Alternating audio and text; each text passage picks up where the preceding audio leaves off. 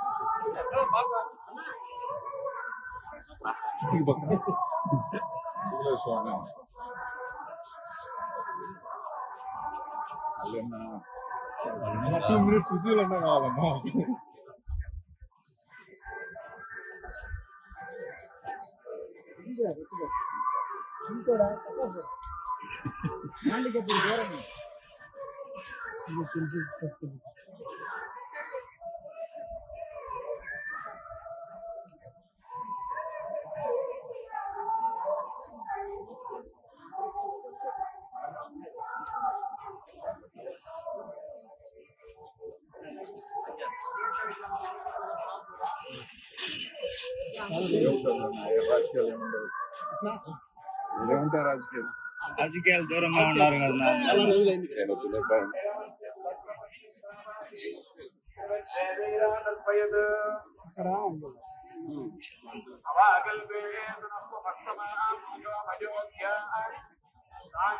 వీళ్ళంతా దర్శనం గారి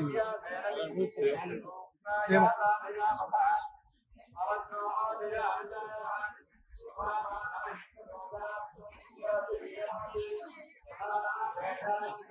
లేదండి వరస్వామి పోతున్నాం